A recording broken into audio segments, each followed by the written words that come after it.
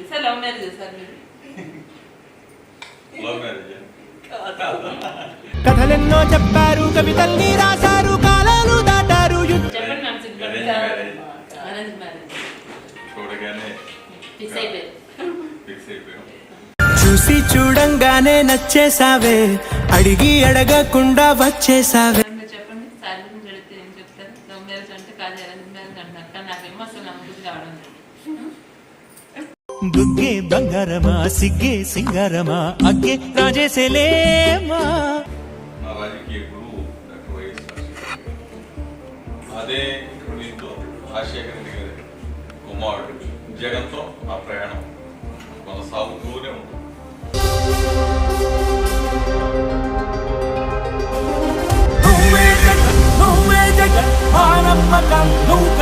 ప్రత్యేకమైన మరి ముఖ్యంగా ఏంటంటే ఎక్కడ న్యాయం జరిగితే మాత్రం 100% జూరీ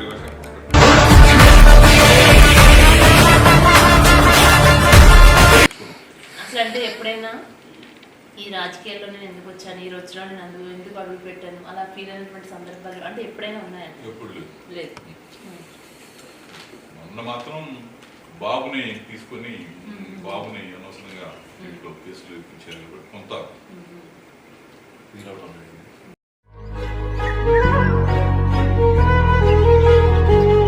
నేనైతే అన్ని ఎదుర్కోవడానికి సిద్ధంగానే ఉన్నా. జోగి రమేష్ గారు అంటే పొలిటికల్గా ఒక పొలిటీషియన్గా లేకపోతే ఒకవేళ దీనిలో అడుగు పెట్టకపోతే ఎలా ఊహించుకోవచ్చు? ఇప్పటికీ ఒక బిజినెస్ మ్యాన్ అయ్యాం. గుర్తుపెట్టుకో, నీకంటే తోపెవడు లేడు ఇక్కడ. వివాహ భోజనము, విందైన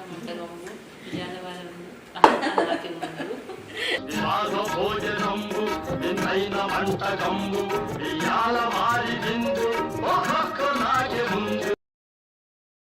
దేవుడు ఆశీర్వదించాలని కోరుకుంటూ ఇప్పుడు కూడా ఒక కుటుంబం మనందరం కూడా కలిసి ఉండాలి, చక్కగా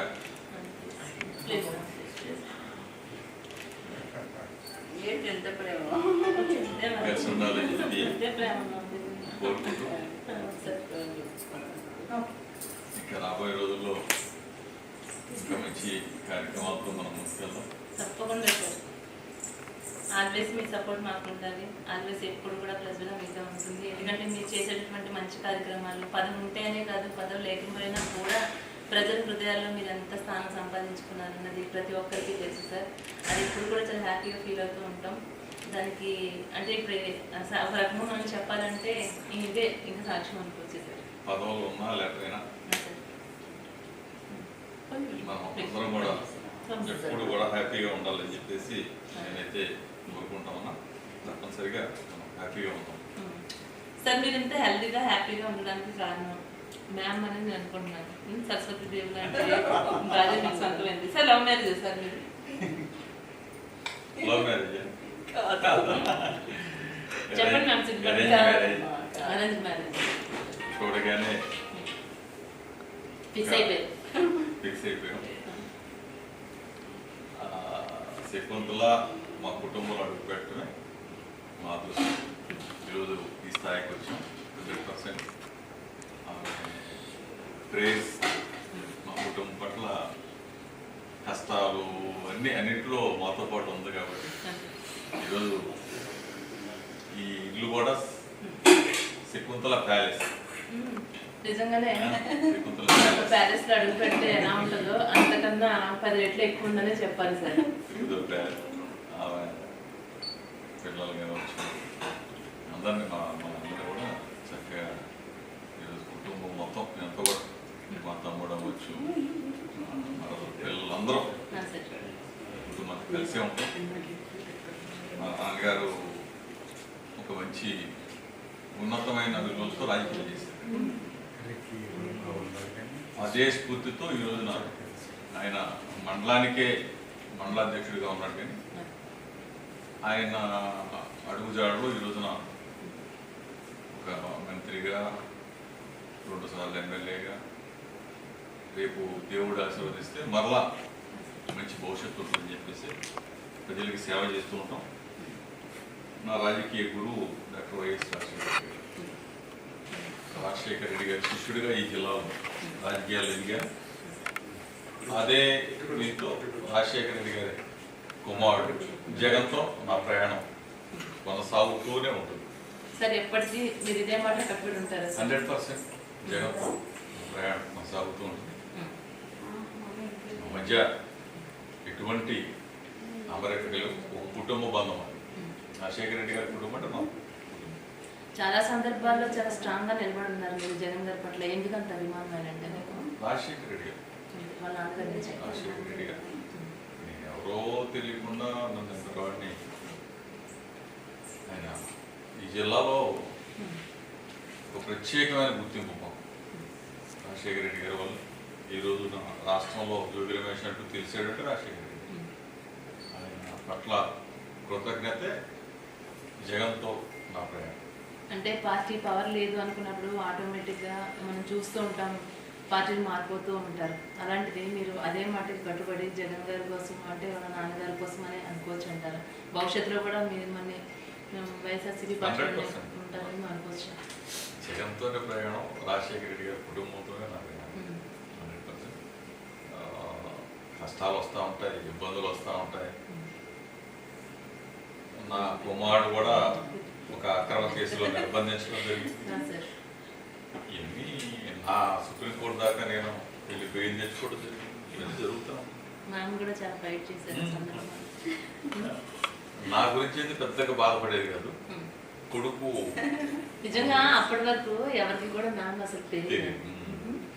అంటే మీతో కలిసి ఉన్నప్పుడు అట్లా మిమ్మల్ని చూసి ఉండొచ్చు, కానీ అలాంటి సిచ్యువేషన్ వచ్చినప్పుడు మాత్రం చాలా స్ట్రాంగ్గా నిలబడి మాట్లాడారు.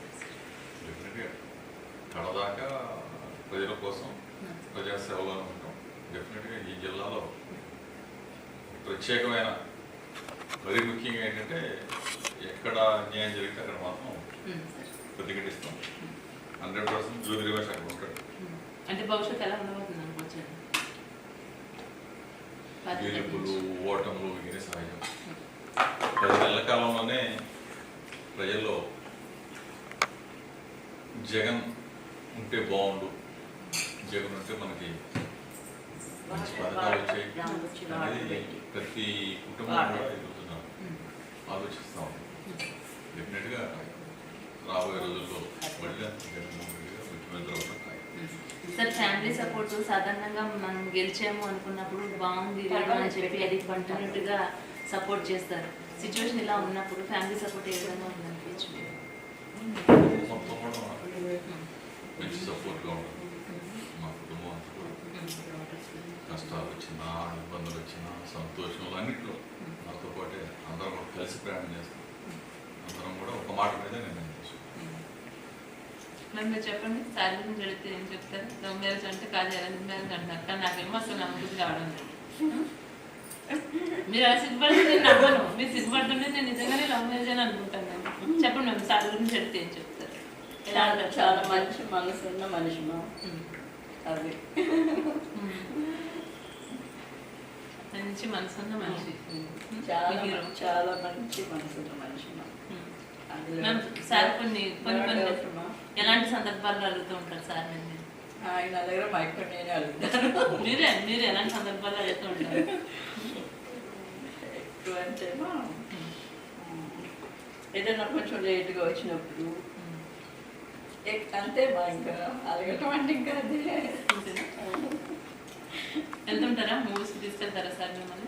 వెళ్తుంటాము ఫ్యామిలీ మొత్తం, అందరూ మా మధ్య వాళ్ళు, ఆడబిడ్డ వాళ్ళు అందరూ కలిసి వెళ్తాము మూవీస్కి. అంటే మాకు ఇద్దరం కలిసి కాదు, అందరూ కలిసి ఫ్యామిలీ అంతా కలిసి మొత్తం కలిసి వెళ్తాము. నిజంగా మీరు ఫ్యామిలీకి అంత ప్రిఫరెన్స్ చేస్తారు కాబట్టి తెలిసింది సార్ మీరు ఎంత ప్రేమగా ఫ్యామిలీతో ఉంటారు అన్నది. నేను కూడా అయిపోయాను అన్నది ఫ్యామిలీ 100%. సార్. మా మామయ్య గారికి 7 మేనత్తలు, మా వారికి 7 మేనత్తలు. 7 మేనత్తలు? నాకు 2, నాకు 4 ఆడబెట్టుకున్నాను. ఇంతమందిలో నేను మంచి పేరు తెచ్చుకున్నాను. అంటే నేను రాబట్టి ఈ కుటుంబాలు ఇలా మంచిగా ఉన్నాయి అని చెప్పి అందరూ నన్ను చాలా ఇష్టపడతారు. ఇదిగో మా పిన్ని వాళ్ళ అబ్బాయి ఉన్నారు వాళ్ళే దీనికి నిదర్శనం. నాన్నగారు కూర్చుంది నాన్నగారు ఆడు మా ఆడపడుచున్నాం. ఇప్పుడు పంపించాను, నాకు చాలా బ్లెస్సింగ్స్ ఇచ్చారు. నేను ఇంకా చాలా పెద్ద స్థాయి చేద్దామమ్మా అని చెప్పి దీవించాను. Thank you uncle, thank you so much అండి. చెప్తున్నాను మీ గురించి మా ఛానల్ వాళ్ళకి. నన్ను ఎట్లా రిసీవ్ చేసుకున్నారు మీరంతా, ఒక ఫ్యామిలీ మెంబర్లా నన్ను ఎలా ట్రీట్ చేస్తారు అవన్నీ మా ఆడియన్స్ అందరికీ, మా ప్రేక్షకులందరికీ చెప్తున్నాను. ఈరోజు నాకు ఇక్కడ కైమా కూర, పచ్చిరేలు కూర, మొత్తం ఆంధ్ర స్టైల్స్ అన్ని రకాలు నాకు వినిపిస్తున్నారు. మరి ప్రత్యేకంగా గోంగూర పప్పు, పప్పుచారు, కైమా. మ్యామ్ నా కోసం పప్పుచారు చేశారు. పీతలు కూడా ఉండేవా? తింటాను. పీతలు ఫ్రాన్స్ కర్రీ చేశారు సార్, స్వహస్తాలతో నాకు చాలా బాగుంది. మా పిన్ని పీతలు కూడా మా పిన్ని వండింది, అదే అబ్బాయి వాళ్ళ అమ్మ. మీరు చాలా పని పెట్టేశారు నేను వచ్చి. మీరు కాదు, మా అల్లుడు వాళ్ళ అమ్మ వాళ్ళు అందరూ వచ్చారు, అందరూ ఉన్నారు. సార్ చెప్పండి సార్, మీ చిల్డ్రన్స్ గురించి చెప్పండి. పెద్ద బాబు రాజు, 2 రోహిత్, 3 ప్రియ. పాపం అయితే నేను చూశాను, లిఫ్ట్ మీరే అసలు మామూలుగా ఉండదు. గురుతో తమ్ముడు పిల్లలు ఇద్దరు, రాకేష్, రామ్మోహన్. 5 కలిసే ఉంటారు ఎక్కడికి వెళ్ళినా. 4 అన్నలకి ఒకతే చెల్లి, ముద్దుల చెల్లి. మాతో ఎక్కడికి రాదు, వాళ్ళ అన్నలు ఉంటేనే ఫంక్షన్స్కి వస్తుంది అన్నమాట. మాతో రాదు, వాళ్ళ అన్నలే కావాలంటే. మా ఆడపడుచు పిల్లలు కూడా అంతా అందరూ అన్నా చెల్లెల్లా పెరిగారు. మీరు మొదటి నుంచి కూడా ఫ్యామిలీకి అంతా మీరు ఇంపార్టెన్స్ ఇస్తున్నారు అన్నది అక్కడ తెలుస్తూ ఉంది. అలానే సేమ్ పిల్లల విషయంలో కూడా సేమ్ అదే కంటిన్యూ అవుతుంది అనిపిస్తుంది.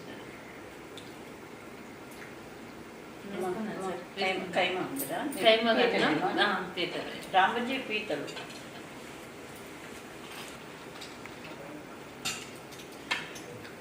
అన్ని స్పెషల్స్ నాకు ఈరోజు. నాకు ఇష్టమైన అన్ని పీతలు కర్రీ చేశారు, ప్రాన్స్ కర్రీ, కీమా, సాంబార్, పప్పు, గోంగూర చట్నీ. గోంగూర పప్పు చట్నీ కాదురా సార్ ఏమి ఇష్టంగా తింటారు? నాన్ వెజ్ తింటారు? నాన్ వెజ్ ఎక్కువ ఇష్టంగా తింటారు, నాన్ వెజ్ ఎక్కువ ఇష్టంగా తింటారు. కాకపోతే తింటారా మళ్ళీ అమ్మ ఒళ్ళు వచ్చేసింది డైట్ చేయాలమ్మా అంటుంది. సార్ ఎప్పుడు అవే కనిపిస్తారు, మళ్ళీ డైట్ చేస్తాను మళ్ళీ అలాగే.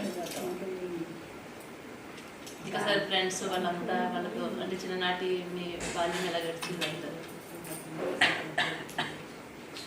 రోజు ఈవినింగ్ 1 అవర్ నా ఫ్రెండ్స్ అంతా నాతో చిన్ననాటి ఫ్రెండ్స్ వాళ్ళంతా 1 అవర్ మీటింగ్లో కూర్చొని కబుర్లు చెప్తాం పెడతాం. ఎప్పుడన్నా ఇబ్బంది అయితే తప్ప ప్రతిరోజు నా దగ్గర ఈవినింగ్ రావాల్సి వచ్చి కబుర్లు చెప్పుకొని ఉన్న వాస్తవాలు మాట్లాడుకొని. సరే, అంటే రాజకీయాల్లోకి ఫాదర్ వచ్చారన్న ఉద్దేశంతో దాంతో మీరు వచ్చారా, లేకుంటే మీకు స్వతహాగా చిన్నప్పటి నుంచి ఒక పొలిటీషియన్గా నేను ఎదగాలి అని ముందుగా చూపేశాడు కదా? నాన్నగారు ఉన్నప్పటి నుంచి ఒక అవగాహన ఉండేది. ఆ తర్వాత జిల్లా రాజకీయాలు శాసించాలనేది ఒక పట్టు. దాంతోనే అన్ని కష్టాలు వచ్చినాయి. చలి, ఎండ, వాన ఏది రకం 100% ప్రోగ్రామ్ చేశాను. ప్రతిపక్షంలో ఆ రోజున రాజశేఖర రెడ్డి గారు ప్రతిపక్ష నేతగా పాదయాత్రలు అన్ని చోట్ల ఆయనతో పాటు తిరగటం. ఈరోజు ఆ ఫైటింగ్ ఆయన చూపిన బాట ఈరోజు ఒక జిల్లాలో ఒక మనకంటూ ఒక గుర్తింపు తెచ్చుకున్నాం. అసలు అంటే ఎప్పుడైనా ఈ రాజకీయాల్లో నేను ఎందుకు వచ్చాను, ఈ రోజులో నేను ఎందుకు అడుగు పెట్టాను అలా ఫీల్ అయినటువంటి సందర్భాలు అంటే ఎప్పుడైనా ఉన్నాయా? ఎప్పుడు లేదు. మొన్న మాత్రం నేనైతే అన్ని ఎదుర్కోవడానికి సిద్ధంగానే ఉన్నా. బాబుని తీసుకొని బాబుని అనవసరంగా ఇంట్లో కేసులు ఇప్పించారు కాబట్టి కొంత ఫీల్ అవడం జరిగింది. కానీ నా గురించి ఎప్పుడు నేను అభివృద్ధి చేయను. మ్యామ్ మీరు అన్నారా మనకి ఎందుకు ఈ రాజకీయాలు అంతా ఇది పిల్లల మీద ఎఫెక్ట్ పడుతుందని ఏమన్నా మీ సార్తో మాట్లాడారా? అలా కాదు కదా, మా నాన్నగారు మా చిన్నప్పుడు 3 సార్లు కౌన్సిలర్గా గెలిచారు. అంటే నాన్నపడే కష్టాన్ని చూస్తుండేదాన్ని. అంటే ఇటు సైడ్ కూడా పొలిటికల్ గానే. అందుకని నా మ్యారేజ్ అయ్యాక నాకు రాజకీయాలు అంటే ఇష్టం ఉండవని చెప్పాను. చెప్పినప్పుడు నీకు ఇష్టం లేకపోతే మానేస్తాను అన్నారు. పెళ్ళి అయిపోతుంది ఓకే ఓకే వాళ్ళు మామూలు అయిపోయిందమ్మా. కంటిన్యూగా రాజకీయాలకు వదలలేకపోయారు. ఇంకా ఆయనతో పాటు నేను కూడా ప్రయాణం చేయాల్సి వచ్చింది. కానీ ఇప్పుడు అంతా హ్యాపీ కదా. నేను ఇప్పుడు పెడన్ కాన్స్టిట్యున్సీలో కదా, అక్కడికి నేను వెళ్ళి కూర్చున్నప్పుడు అందరు నా దగ్గరికి వచ్చి అంటే ఎవరికి భోజనం పెట్టకుండా పంపించు. వాళ్ళందరూ వచ్చి ఆనందపడతారు. అక్కడ నుంచి మళ్ళీ మమ్మల్ని మైలవరం కాన్స్టిట్యున్సీకి వెళ్ళి అది పెనమూరు కాన్స్టిట్యున్సీకి పంపించారు కదా, అక్కడ ఉన్న వాళ్ళందరూ ఏడ్చారు. ఎందుకంటే అలా మాకులాగా దగ్గర కూర్చోబెట్టుకుంటే భోజనం వదినమ్మ వదినమ్మ అంటారు నన్ను అందరూ. వదినమ్మ ఉంటే అందరం వెళ్ళి చక్కగా కూర్చొని ఎంత బాగా చూసుకునేవాళ్ళు అని అందరూ ఏడ్చారు. పెనుగూరు పంపించినప్పుడు మమ్మల్ని కాల్సి అందరు బాధపడ్డారు. ఏంటంటే నేను చూసుకుంటాను కాబట్టి ఆ సంతోషం ఆనందం వేరు. ముందు రాజకీయాలు వద్దన్నారా, కానీ ఈ ప్రేమలు వేరు. నా దగ్గరికి వచ్చే లేడీస్ వాళ్ళు చూసుకుంటారు. కానీ నిజంగా హార్ట్ఫుల్ గా ఉన్నాం మీరు రిసీవ్ చేసుకునే విధానం. కానీ మీరు ఎట్లా అంటే అలా మాట్లాడుతుంటే నేను ఫస్ట్ టైం లాస్ట్ టైం ఇంటర్వ్యూకి వచ్చినప్పుడు మిమ్మల్ని నేను అలా కలిసిన రోజు కూడా నాకు టీ కాఫీ అసలు అలవాట్లేదు. నేను ఇప్పటికీ అదే చెప్తాను ఎవరితోనైనా. నేను ఫస్ట్ టైం కాఫీ తాగానంటే మీ చేతుల ద్వారా మీరు తీసుకొచ్చి ఇచ్చిన కాఫీ నేను తాగను. అది కూడా ఇష్టంగా తాగను. దాని స్మెల్ అంటేనే ఆమె దూరంగా నేను ఉంటాను.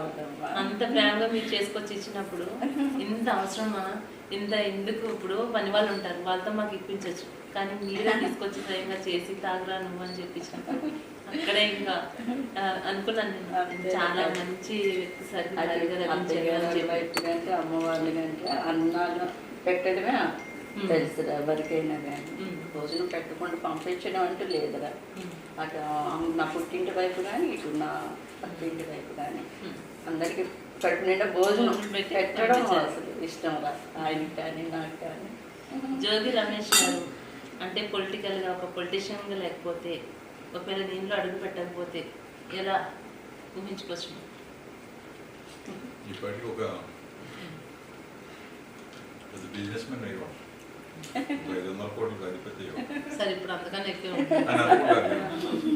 జనం అనుకుంటారు.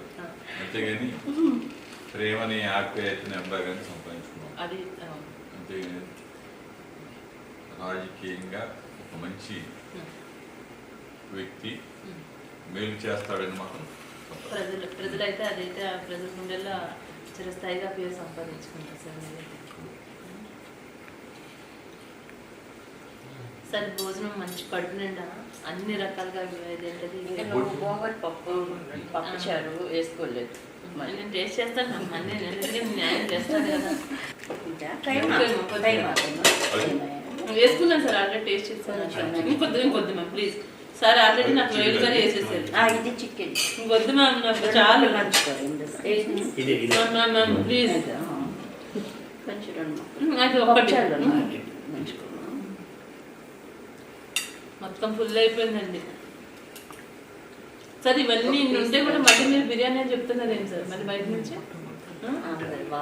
సరిపోతుంది చాలండి చాలా. వద్దు సార్ నాకు ప్లీజ్ సార్. సార్ పప్పుచారు మంచుకుంటాను.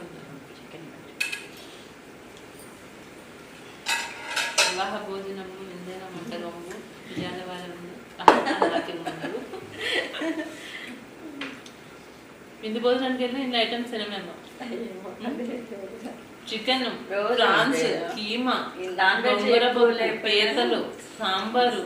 అంటే అందరూ మా వియంకుడు వియ్యపురాలు వచ్చారు కాబట్టి నాన్ వెజ్ ఉంది ఈరోజు. ఎక్కువ రోజుగా వెజ్ అయితే చాలా రకాలు ఉంటానే ఉంటాయి. కానీ సార్ ఎక్కువ నాన్ వెజ్ ఇష్టం అయితే అదే. సార్ ట్రిప్స్ వెళ్తుంటారా మ్యామ్ మీరు? తక్కువ. ఏ ప్లేస్ అంటే ఇష్టపడతారు ఎక్కువ మీరు బయటకు వెళ్ళాలంటే? ఎక్కువ వైజాగ్ అవుట్ ఆఫ్ కంట్రీస్ వెళ్ళారా ఫ్యామిలీస్ కన్నా? అసలు ఇప్పుడు వరకు ఎక్కడికి అయ్యా నిజమా? నిజమని అడగలేదు ఎప్పుడు సార్ అడగలేదురా ఎప్పుడు అదే పెద్ద ప్యాలెస్ ఇక్కడ అన్నీ కనిపిస్తున్నాయి. ఒకసారి జెరూసలేం వెళ్ళొచ్చాం. ఇంకెప్పుడన్నా నన్ను తీసుకెళ్ళమో నాకు అక్కడికే తీసుకెళ్ళమంటారా? ఇక ఏ ప్లేసెస్ చూడాలని కూడా అనిపించదురా. నచ్చింది మ్యామ్. ఇష్టం లేదు కానీ నా ప్లేస్ అంటే ఇష్టం అంతే. ఇంక మీరు కూడా ఎక్కడికి వెళ్ళారా సార్? నేను యూరోప్ తిరిగి నేను అక్షల్ రాజశేఖర్ రెడ్డి గారిని అప్పుడే ఆర్టీసీ జోనల్ చైర్మన్ అక్షల్ ట్రిప్కు గవర్నమెంట్ నుంచి. సార్ మీరు చాలా దగ్గరగా రాజశేఖర రెడ్డి గారిని చూశారు. ఆయన ఇంత అభిమానంతో జగన్ గారిని మీరు ఇంత అభిమానిస్తున్నారు, ఇంత ప్రేమిస్తున్నారు, అంత బాధ్యత తీసుకున్నారు కదా మీరు. ఆయనతో అంతా కలిసి దగ్గరగా జర్నీ చేశారు. అసలు ఎలా ఉండేవారు సార్ రాజశేఖర రెడ్డి? నేను అటువంటి వ్యక్తిని మళ్ళీ మనం చూడడం. ఒక్కసారి అటు వెళ్ళి రానారా నేను? పర్లేదు పర్లేదు. అటువంటి వ్యక్తులు అరుదు. ఆయన మానవతావాడు. మనుషుల్లో దేవుడు ఇప్పుడు నేను చెప్పాలంటే దేవుడిని యాక్చువల్గా మనం చూడాలి. దేవుడు అట్లా ఉంటాడు ఇట్లా ఉంటాడు అని చెప్పి అనుకుంటాం. కానీ ఆంధ్రప్రదేశ్ ప్రజలు నిజమైన దేవుడిని ఇప్పటికీ ఆయన ఎంత చేస్తాయో నేర్చుకుంటారు. ఇన్ని కోట్ల మంది గుండెల్లో రాజశేఖర్ రెడ్డి గారు ప్రజలంగా ఉన్నాడు. స్వతంత్రం వచ్చిన తర్వాత చాలా మంది ముఖ్యమంత్రులు వచ్చారు. అసలు ఫలానా ముఖ్యమంత్రి చేశాడంటే ఎవరో తెలియదు.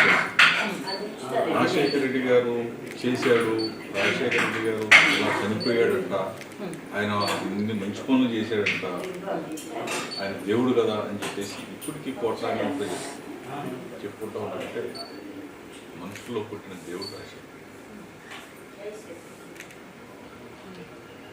పలావు దేవుడు, బిర్యానీ దేవుడు, అన్న పెట్టే భోజనం పోయింది.